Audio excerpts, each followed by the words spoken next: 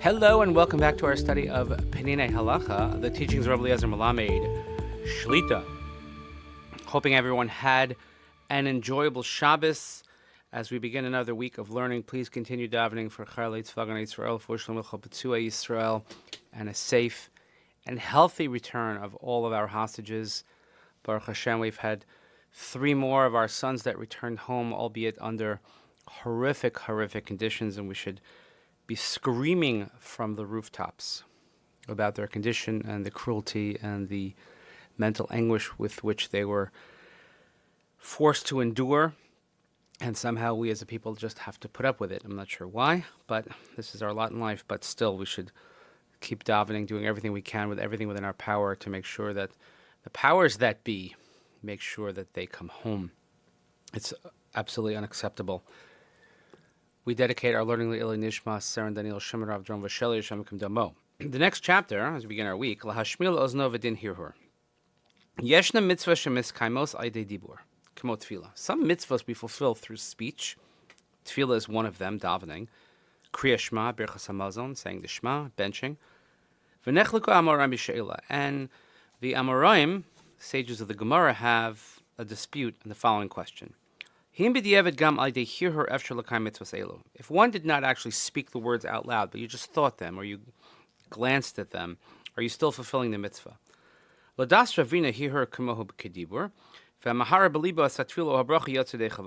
Ravina and the Gemara, that if you just thought about it, and you thought about it in your heart, the davening or the blessing, then you're still yotzei. Rav Chisda argues and says, no, that unless you're actually saying the words, you're not yotzei, so hirhur is not dibur. This is Gemara in Brachos Daf Chaf. And even though there are some that say that hirhur is considered like speaking if you just glance, look, think about it, the Rambam, the Smag, and others, Lamaisa das rov rishonim shehalacha kedas Rav Chisda, most rishonim paskin like Rav Chisda, v'hir ein nechshav kedibur, and therefore just looking at it or thinking about it, ruminating, is not considered speech. Again, most of the Rishonim, including the Rosh, the Ravid, or Zeru, etc. V'chein nifsach b'shulchan aruch l'inyan kriya shema, l'inyan brachos, and the Shulchan Aruch in Siman Samach Beis paskins this way about kriya shema, and paskins this way about brachos and kuf pei hey. Im chitech es osios b'svasav. Well, let's say you said the words with your lips, but you didn't hear what you said. In other words, you just said it silently, so you're yotzei b'di'evet, since you actually made a motion with your lips. Nevertheless,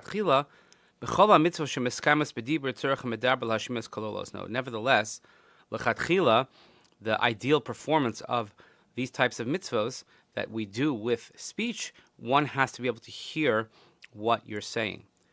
Yesh chalakim betfilah shenemar adei kol hatzibur, kedugmas anias amen ukedusha shahakahol ona chazan.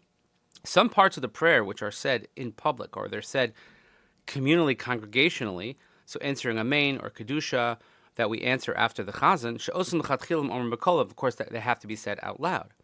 Uv'miyuchad yesh l'hakbid la'anos b'kol ram al hakadosh sheyesh b'zeh kavod shemayim.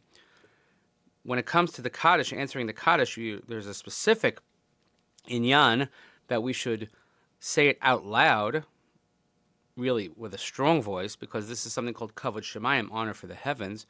Shekol hakol onev makela amen v'amru chachamim shalidei anias amen yehi shmei rabba b'kol ram bispatlas geras kashos. Shulchan Aruch, based on the Gemara, says that anyone who answers amen and yehi shmei rabba with full voice, then Hashem will nullify any evil decrees against us.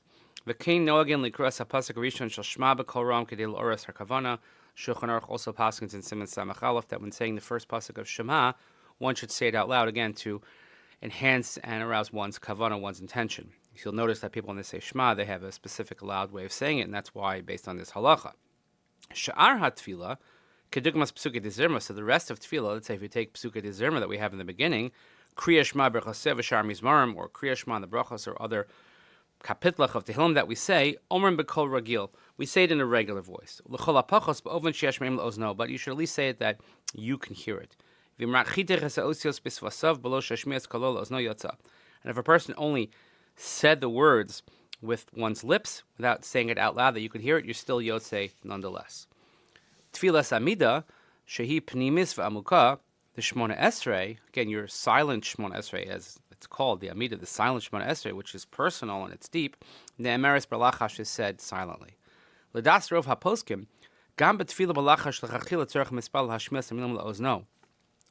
According to most poskim, even the Shmona Esrei, you should say it in such a way that you can hear it. But it's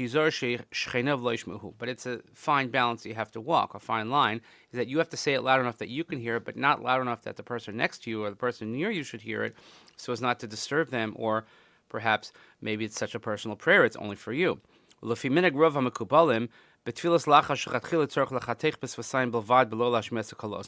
to the Kabbalistic tradition, in the silent Shemona Esrei, we say the words with our lips, specifically not to be heard. Again, it's based on the Kaf HaChaim. He says, but we can learn from this halacha a general idea, that just thinking alone is not enough. Good intentions without action is not sufficient.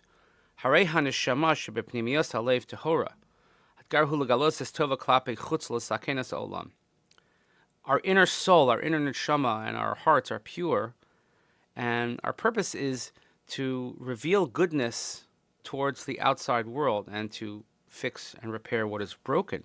And that's why tefillah from the in part of our body and from our soul and from our heart has to come out through a voice that's out loud, or at least to have enunciation with our lips. So again, when talking about tefillah and davening, certainly in the major parts of davening, one should absolutely say it loud enough that you can hear. But you also have to be mindful that sometimes when people whisper, it's louder than other people's talking. So just be mindful of the people next to you, because it could be distracting and disturbing to the neighbor who is sitting near you. But davening and kavanah we should have, and this is the way we should go about doing it. So thank you for joining us for another week of learning. Please continue davening for Chalei Tzvak Israel, for Shalom L'chol Petzui Israel, safe return of our hostages.